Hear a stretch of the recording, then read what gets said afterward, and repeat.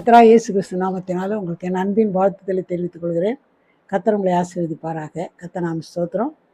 நாளில் எல்லா மக்களுக்கும் பணக்காரு ஏழை இருக்கிறவங்க பணம் இல்லாதப்பட்டவங்க அப்படியெல்லாம் ஒன்றும் இல்லை. எல்லா மனுஷருக்கும் ஏதோ ஒரு பாடு, ஏதோ ஒரு கஷ்டம் இருக்க தான் செய்யுது. இதை பார்த்து ஜனங்க அப்படியே கலங்கிடுறாங்க. இன்னும் என்ன சொல்கிறாங்கன்னா எல்லாரும், எவ்வளோ காலம் தான் இந்த பாடு, இந்த பாடலையே நாங்கள் இருக்க வேண்டியதாகுது, எவ்வளோ காலம் இந்த பாடு அனுபவிக்க முடியும், இந்த கஷ்டம் அனுபவிக்க முடியும்னு அப்படியே நொந்துக்கிறாங்க. பாருங்கள், அதை பற்றி தான் இப்போ பார்க்க போகிறோம். நீங்கள் கண்டிப்பாக இந்த வசனத்தை நீங்கள் கேட்கும்போது, வீடியோ கேட்கும்போதுக்கு நீங்கள் ஆசீர்வதிக்கப்படுவீங்க. எவ்வளோ பாடு என்னன்னு கலங்கி போடாதீங்க. இந்த வசனத்தை கேளுங்க. ஏசாயா 28:24. உழுகிறவன் விதைக்கிறதற்காக நாள்தோறும் உழுகிறதுண்டோ, தன் நிலத்தை கொத்தி நாள்தோறும் பரம்படிக்கிறது உண்டோ. பாருங்கள், விதையை விதைக்கிறாங்க, கழனியில் விதை வைக்கிறாங்க. இந்த விதை விதைக்கணும்னா கண்டப்போ உழுவாங்க, உழுது அப்புறம் தான் விதை போடுவாங்க. இப்போது வருஷமெல்லாம் உழுறாங்களா? வருஷமெல்லாம் உழுறாங்களா? இல்லை. அதான் அந்த வசனம் சொல்லுது. வருஷமெல்லாம் உழ மாட்டாங்க. இந்த ஜூன் ஜூலை மாதங்களில் என்ன பண்ண, ஒரு முறை உழுது அதுக்கப்புறம் விதை போடுவாங்க, அப்புறமா பழி செய்து அப்புறம் அறுவடை செய்வாங்க. உழுதுனே இருக்க மாட்டாங்க. உழுதுனா அந்த எப்படி எப்போ விதை விதைக்கிறது? அதே போல தான் நீங்கள் இது மாதிரி கஷ்டம் வருது, பாடு வருதுன்னு யோசிக்காதீங்க. வசனம் என்ன சொல்லுதுன்னா, 1 பேதுரு 1:6 இதில் நீங்கள் மிகவும் சந்தோஷப்படுகிறீர்கள் என்றாலும் துன்பப்பட வேண்டியது அவசியமானதால் இப்பொழுது கொஞ்ச காலம் பலவிதமான சோதனைகளால் துக்கப்படுகிறீர்கள். அப்படின்னா என்ன? வசனம்லாம் உண்மை, வசனம்லாம் கட்டுக்கதெல்லாம் கிடையாது. வசனத்தை படிச்சிங்கன்னா அப்படியே நம்பலாம் 100%. என்ன சொல்கிறாரு, இந்த மாதிரி கஷ்டமாகுது, இந்த மாதிரி வியாதியாக இருக்குது, இந்த மாதிரி பிரச்சனையாகுது, எவ்வளோ காலம் தான் நீ சொன்னீங்களே? எவ்வளோ காலம் இல்லை, கொஞ்ச காலம்னு வசனம் சொல்லுது. இப்போ இப்படியே இருக்கும், காலமெல்லாம் கஷ்டமே படணும்னு நினைக்காதீங்க. கொஞ்ச காலம் சொல்லி இன்னொரு வசனம் அதுக்கு ஏற்ற மாதிரி இருக்குது பாருங்கள்.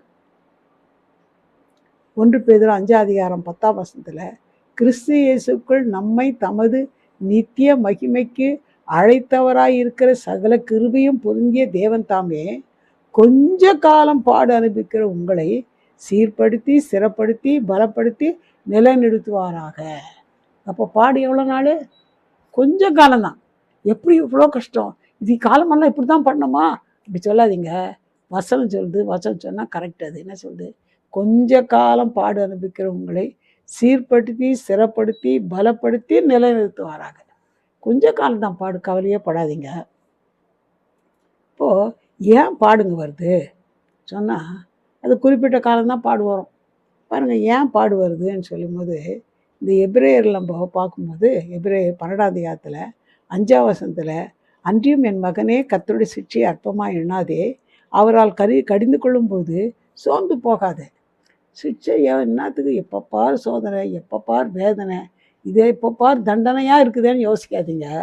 கர்த்தர் என்ன பண்ணுவார்னா, இது இந்த சிட்சை மாதிரி ஒன்று கர்த்தர் கொடுத்தா அதை நீங்கள் என்ன பண்ணாதீங்க, சோர்ந்து போகாதீங்க. எல்லாருக்குமே மனுஷனுக்கு ஒரு சோதனை வரும். என்னடா இது, என்ன வேதனை, என்ன வியாதி, என்ன பிரச்சனை, என்ன கடன் தொல்லை, எவ்வளோ போராட்டங்கள், இப்படி யோசிக்காதீங்க. கர்த்தர் என்ன செய்வார்னா, யாரை நேசிக்கிறாரோ அவங்கள தான் கர்த்தர் சிட்சிப்பார். யாரை நேசிக்கிறாரோ அவங்கள தான் கர்த்தர் சிட்சிப்பார் வசனம் சொல்லுது. பாருங்கள், கடிந்து கொள்ளப்படும் போது நீ சோர்ந்து போகாத. கர்த்தர் ஏன் சோதிக்கிறாரு? அவருக்கு என்ன அது ஒரு தமாஷா? அப்படி இல்லை. வசனம் பாருங்கள், எபிரேயர் 12:6 கர்த்தர் எவனிடத்தில் அன்பு கூறுகிறாரோ அவனை அவர் சிட்சித்து தாம் சேர்த்து கொள்கிற எந்த மகனையும் தண்டிக்கிறார் என்று பிள்ளைகளுக்கு சொல்லுகிறது போல உங்களுக்கு சொல்லுகிற புத்திமதியை மறந்தீர்கள். இப்போ கர்த்தர் ஏன் சிருஷ்டிக்கிறாரு, ஏன் கஷ்டம் வருதுன்னு சொன்னால், காரணம் யார் இடத்துல அன்பாக்குறா அவங்கள தான் சிருஷ்டிப்பார். இப்போது பிள்ளைங்க தப்பு பண்ணால் தான் பெற்றோர் தண்டிப்பாங்க. ரோட்டில் வர பிள்ளைங்களை கூப்பிட்டு தண்டித்து சும்மா இருப்பாங்களா? அதை நம்ம செய்ய முடியாது. நம்ம பிள்ளைங்கள, நம்ம சொந்த பிள்ளைங்க தவறு செய்தால் நம்ம என்ன பண்ணுவோம்? கண்டிப்போம். மற்ற ரோட்டில் போகிறவங்கள மற்றவங்க நம்ம கண்டிக்கிறது நம்மளுக்கு ஒரு உரிமையே கிடையாது. அப்போது கர்த்தர் நம்மளை சிட்சிக்கிறாருன்னா, அவர் நம்மளை பிள்ளையாய் பாதுகாத்தா சிட்சிக்கிறார். பாருங்கள், எபிரேயர் 12:7 நீங்கள் சிட்சையை சகிக்கிறதுனால் தேவன் உங்களை புத்திரராக எண்ணி நடத்துகிறார். தகப்பன் சிட்சியாத புத்திரன் உண்டோ? தகப்பன் வந்து நல்ல தகப்பனாக இருந்தால் பிள்ளை தப்பு பண்ணால் கண்டிப்பாக சிக்ஷை கொடுப்பாங்க. கூப்பிட்டு ஒரு 2 அடி கொடுப்பாங்க. ஏன் போன, இது ஏன் செய்த, இதெல்லாம் செய்யக்கூடாதுன்னு கண்டிப்பாங்க. யாருன்னா நல்ல தகப்பன். அப்போது தகப்பன் என்ன பண்ணுவாங்கன்னா, தான் பிள்ளைங்க நல்ல நிலைமையில் வரணும், நல்லா படிக்கணும்னு சொல்லி என்ன பண்ணுவாங்க, தவறு பண்ணும்போது அவங்கள என்ன பண்ணுவாங்க, கண்டிப்பாக அவர் சிட்சிப்பார். அது மட்டும் இல்லை, நம்மளுக்கு சிட்சையே இல்லைன்னு வச்சுங்களேன், அப்போ நம்ம வேசி சொந்த பிள்ளைகளாக இருக்க மாட்டோம், வேசி பிள்ளைகளாக இருக்கிறோன்னு வசனம் சொல்லுது. எல்லோருக்கும் கிடைக்கும் சிட்சை உங்களுக்கு கிடையாது இருந்தால் நீங்கள் புத்திரராய் இல்லாமல் வேசி பிள்ளைகளாய் இருப்பீர்களே. அப்போது நம்ம சொந்த பிள்ளைகளை தான் கர்த்தர் தண்டிக்கிறாருன்னா, நம்ம கர்த்தர் நேசிக்கிறதுனால தான் கர்த்தர் நம்மளாம் செய்கிறார், அவர் நம்மளை சிட்சிக்கிறார். அப்போ நம்ம என்ன பண்ணக்கூடாது, ஐயோ எங்கள் அப்பா திட்டுறாரு பொல்லாதுன்னு அப்படி சொல்லக்கூடாது. கர்த்தர் நம்ம அப்பா நம்மளை சிட்சிக்கிறார், நல்ல வழியில் வரணும்னு தான் கர்த்தர் நம்மளை சிட்சிக்கிறான்றது நம்ம பொறுப்பில் எடுத்துக்கணும். அது மட்டும் இல்லை, நம்மளுக்கு இந்த மாதிரி கர்த்தர் என்ன பண்ணுவார், சில வேளைகளில் வியாதி, பஞ்சம், கஷ்டம், சோதனை இதெல்லாம் வரதான் செய்யும். இது வந்தால் கர்த்தர் என்ன பண்ணுவார், இதன் மூலமாக நம்மளை கர்த்தர் நல்ல வழியில் நடத்தணுன்றதுக்காக தான் கர்த்தர் செய்கிறாரு. பாருங்கள், உதாரணமாக பார்த்தீங்கன்னா யோனா என்ன பண்ணார், நீ போய் நினிவே ஜனங்க ரொம்ப பாவம் பண்ணுறாங்க, அவங்களுக்கு போய் கண்டித்து உணர்த்து, கர்த்தர் நான் சொன்னேன் சொல்லு, இப்படி பாவம் செய்தால் 40 நாள் நான் கண்டிப்பாக என்ன பண்ணேன், தேசத்தை அழிச்சிடணும் போய் சொல்லுன்றார். நான் போக மாட்டேன் சொல்லிவிட்டு எங்கே நினிவே போக சொன்னால் தர்ஷிஸ்க்கு போகிறார், ஆப்போசிட் சைடில் கப்பலில் போய் டிக்கெட் வாங்கிட்டு நான் சொல்ல மாட்டேன், இந்த தர்ஷிஸுக்கு நான் நினிவே கும்பிட்டு தர்ஷிஸுக்கு போகிறேன்னு ஆப்போசிட்டு இதில் எதிர் தூரத்தில் கப்பலுக்கு டிக்கெட் வாங்கிட்டே இருக்கார். போகிறாரு. போகும்போது கத்தர்கிட்ட நம்ம விளையாட முடியுமா, கத்தர் அந்த கடலே பயங்கரமாக கொந்தளிக்க ஆரம்பிச்சிச்சு. எவ்வளோ பண்ணுறாங்க, மூட்டைங்கெல்லாம் தூக்கி போடுறாங்க, வெயிட்டு குறைக்கிறாங்க, என்னென்ன பண்ணுறாங்க, ஒன்றும் நடக்கலை. அப்போ சரி யார் மேலே வந்துச்சுன்னு சீட்டு போட்டால் இது யோனா மேலே வந்து எங்கடாக்கிறான் யோனான்னு பார்த்தா கப்பல் அடித்தட்டில் தூங்கிக்கிறான். நல்லா இழுத்துன்னு வந்து போலீஸ்கார் கேட்குற மாதிரி கேட்குறாங்க, எங்கே போகிற, நீ யார், என்ன ஏதுன்னு கேட்டால் நான் சொல்லணும்னா ஆண்டவருக்கு பயந்துனேன், என்னால் தான் இந்த கப்பலை வந்து இப்படி ஆடுது தான், நான் தான் காரணம், அவர் சொன்னது கீழ்ப்படியாதனாவே போகாத போந்தான் என் வந்துச்சு. அப்போ என்ன பண்ணோம், தூக்கி போட்டுருங்க, என்ன சமத்தை தூக்கி போட்டாங்க. போட்டால் கத்தர் வீட்டில் ஒரு பெரிய திமிங்கலத்தை காயத்தைப்படுத்தியிருந்தார்.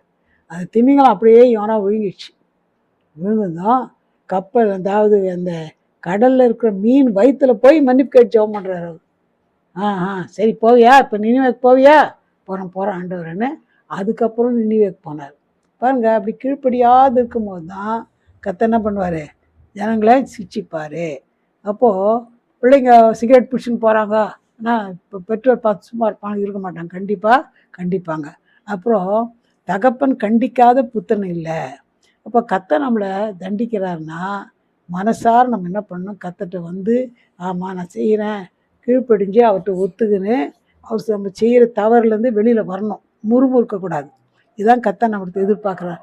நமக்கு கஷ்டங்கோ சோதனைக்கு வரும்போது கர்த்தரை முறுமுறுக்கக்கூடாது, துதிக்கணும்னு கர்த்தர் விரும்புகிறார். பாருங்கள், உங்கள் வீட்டுக்காரர் கூட ஒரு இந்த வருஷம் கிறிஸ்மஸ்க்கு 10,000 ரூபா கொண்டு ஒரு பட்டுப்புடவை வேணும்னு கேட்குறீங்க, அவரால் முடிஞ்சால் வாங்கி கொடுப்பாரு, வர முடியாது, பணம் இல்லாத சூழ்நிலை அவர் கொடுக்க முடியாதுன்னா உடனே முறுமுறுக்கக்கூடாது. என்ன பண்ணோம், சரி நீ கொடுத்தாலும் சரி கொடுக்கனாலும் சரி என்ன பண்ணுறேன், அடுத்த வருஷம் கூட வாங்கிக்கிறேன்னு சொல்லணும். அந்த மாதிரி இருக்கணும். கர்த்தர் கூட நம்ம கேட்டது உடனே கொடுத்துடலன்னு சொல்லி முறுமுறுக்கக்கூடாது. அதுக்கு பதிலாக என்ன பண்ணோன்னா கர்த்தரை துதிக்கணும். இது கர்த்தர் நம்மளத்தில் எதிர்பார்க்குறாரு. அது வந்து இந்த தண்டனை வந்து நம்மளை ஒரு குமாரனாக மாற்றிடுது. நம்ம தண்டிக்கலைன்னு சொன்னால் நம்ம வந்து வேசி பிள்ளைகளாக எண்ணப்படுவோம். அதனால் கர்த்தர் நம்ம தண்டிக்கும் போது, கர்த்தர் கஷ்டங்கள் வரும்போது அவர் நன்றியோடு துதிக்கணும், குறைங்கள்லாம் திருத்திக்கணும். தாவீது தன் பிள்ளைய கண்டித்து வளர்க்கலை. பெரிய ஆள், கர்த்தர் இருதயத்துக்கு ஏற்றவன் தான். ஆனால் அவன் செய்து என்னன்னா பிள்ளைகளை கண்டிக்கவே இல்லைன்னு தான் வசனம் சொல்லுது. சொந்த மக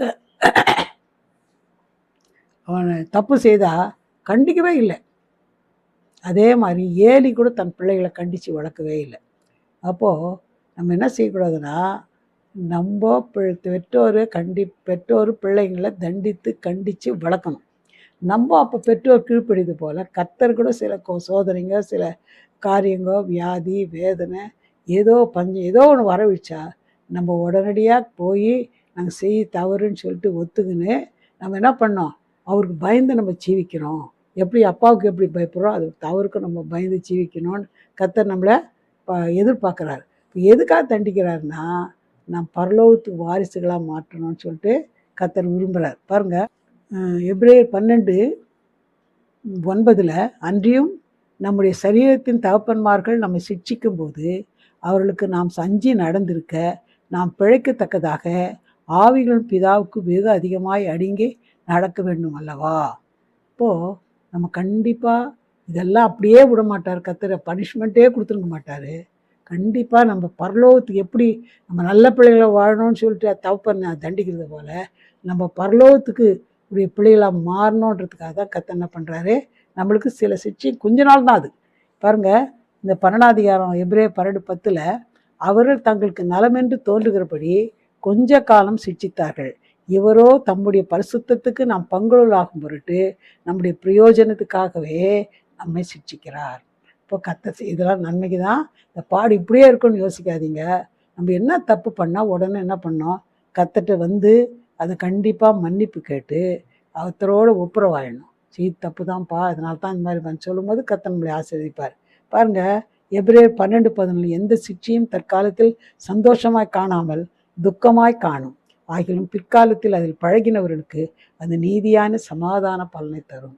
அதனால் கர்த்தர் என்ன பண்ணுவார், நம்ம பரிசுத்தமாக வாழணும், பரலோகத்துக்கு போகணும், இதுக்காக தான் கர்த்தர் நம்மளை சிட்சிப்பார். அதனால் நம்ம என்ன பண்ணக்கூடாதுன்னா, நம்ம ஒரு காலம் முறுமுறுக்கிறது அந்த மாதிரி இருக்கவே கூடாது. கர்த்தரோடு ஒப்புரவாயினும் குறைகளை அறிக்கையிட்டு சரி பண்ணணும். அப்போது கர்த்தர் என்ன பண்ணுவார், நம்மை கர்த்தாவே ஆசீர்வதிப்பார். ரோமர் 5:3 உபத்து அது மாத்திரமல்ல உபத்திரம் பொறுமையும் பொறுமை பரீட்சை நம்பிக்கையும் உண்டாக்குங்கிறது என்று நாங்கள் அறிந்து உபத்திரவத்திலேயும் மேன்மை பாராட்டுகிறோம். இப்போ நல்ல கர்த்தர் பிள்ளைங்க உபத்திரவம் தான் முறுமுறுக்க மாட்டாங்க, திட்ட மாட்டாங்க, பேச மாட்டாங்க. இப்படி தான் ஊன்னு கர்த்தர் பேச இருக்கிறாங்க, அது உங்களுக்கு ஆசீர்வாதமே கிடையாது. கர்த்தர் ஒரு காலம் தண்டிக்கிற சிட்சிக்கிற ஆண்டவர் இல்லை, நம்ம நல்லதுக்காகத்தான் கர்த்தர் செய்வார். இப்போ நம்ம என்ன செய்யணும்னா, கர்த்தர்ட்ட வந்து நம்ம என்ன பண்ண அவரோட ஒப்புரப்பாக்கி இந்த கஷ்டத்துக்காக நன்றியோடு துதிக்கிற. யோபுக்கு பாடு வந்துச்சு, அவர் என்ன சொன்னார், கொடுத்தார் கர்த்தருக்கு ஸ்தோத்திரம்னு சொல்லி அவர் அதன் தன் வாயினால் அவன் பாவமே செய்யலை. இப்படி நம்ம கஷ்டங்க. அதனால் கர்த்தர் என்ன பண்ணார், பிற்காலத்தில் அவருக்கு ஒரு டபுள் ஆசீர்வாதம் வந்துச்சு. அதனால் எழுந்து போனதெல்லாம் டபுளாக கொடுத்தார். அதனால் நம்ம கஷ்டம் இப்படி நிரந்தரமானது இல்லை. இந்த பாடெல்லாம் கொஞ்ச காலம்தான், கொஞ்ச காலம் பாடு அனுப்பிக்க நம்மளை அவர் அப்படி சீர்படுத்தி ஸ்திரப்படுத்தி நிலைநடத்துவார், குறைகளெல்லாம் மாற்றுவார். கர்த்தர் ஒரு காலம் தண்டித்து நஷ்டப்படுத்த மாட்டார், வேதனைப்படுத்த மாட்டார். அதிலேருந்து கர்த்தர் என்ன பண்ணுவார், உங்களுடைய தேவையை சந்தித்து அந்த கொஞ்ச கால பாடுக்கத்தை மாற்றி சீர்படுத்தி ஸ்திரப்படுத்தி நிலைநிறுத்துவார். அதனால் அவருக்கு பாடு இப்படியே இருக்கும் இல்லை, இது வந்து டெம்பரவரி, நிரந்தரமானது இல்லை, இது கொஞ்ச காலம் பாடு, இது எல்லாவற்றையும் மாற்றிடுவார். நீங்கள் கவலையே படாதீங்க, உங்களை கர்த்தர் ஆசீர்வதிப்பார். நம்ம ஜெபிக்கலாம். எங்களை நேசிக்குதான பரம்பிதாவே, நல்ல வேலைக்காக நன்றியோடு துதிக்கிற ஐயா, இப்படியே பாதப்பட வர தேவரி கொடுத்த நல்ல தருணத்திற்காக சோதரிக்கிறோம். இந்த வசனம் மூலமாக எத்தனை பேரோடு நீங்கள் பேசுவீங்கன்னு நன்றியோடு துதிக்கிற ஐயா. எவ்வளோ காலம் இந்த பாடு, எவ்வளோ காலம் இந்த கஷ்டம் இப்படியே இருக்குமான்னு எத்தனை பேர் கண்ணீர் வடிக்கிறாங்கப்பா, அவளோடு நீங்கள் பேசுனீங்கப்பா. ஆண்டவதற்காக நான் நன்றியோடு துதிக்கிற ஐயா. 2 பேரையும் நிலத்து உழுகிற மாதிரி உழுதுனே இருக்க மாட்டான்ப்பா, கொஞ்ச நாள் தான் உழுவான்ப்பா, அதுக்கப்புறமா நல்ல பலன் கிடைக்கிற மாதிரி விளைவிக்க வைப்பான்ப்பா. அதுபோல் இந்த கொஞ்ச கால பாடுகளை சகித்து கொள்ள ஆண்டவரே மோடு ஒப்புரவாக குறைகளை அறிக்கிட்டு மனம் திரும்ப ஆண்டவரே முடித்தில் கிட்ட வர நீங்கள் உதவி செய்யுங்கப்பா. எந்த பாடு வந்தாலும் இது நிரந்தரமானது இல்லைன்னு சொன்னீங்கப்பா. இந்த பாடுகளிலிருந்து கர்த்தாவே நீங்கள் பலன் கொடுப்பீங்கப்பா, ஆண்டவரே ஆசீர்வாதத்தை கொடுப்பீங்கப்பா. ஆண்டவரே சோத்திரிக்கிறையா, யோபை போல பாடுகள் மத்தியில் என்னை கொன்று போட்டாலும் நம்பிக்கையாக இருப்பேன்னு சொன்னார்ப்பா. அது மட்டுமல்லப்பா, அவர் ஆசீர்வாதமாக வாயினால் கூட பாவம் செய்யலைன்னு நாங்கள் பார்க்குறோம்ப்பா. அதனால் அவரை ஆண்டவரே 2 மடங்கா ஆசீர்வதிச்சிங்கப்பா. அதுபோல் இன்றைக்கு கஷ்டத்தில் இருக்கிற எல்லா மக்களுடைய தேவையை சந்தித்து பாடுகளை மாற்றி ஆண்டவரை சீர்படுத்தி சிறப்படுத்தி நிலைநிறுத்துங்க, ஆசீர்வதிங்கப்பா, குறைகளெல்லாம் நிறைவாக்குங்கப்பா. அந்த பாடெல்லாம் கத்தா மாற்றி அற்புதமாய் ஆசீர்வாதமாய் நடத்துங்க. நாமத்தை மயப்படுத்திக் கொள்ளுங்க, பெரிய காரியம்.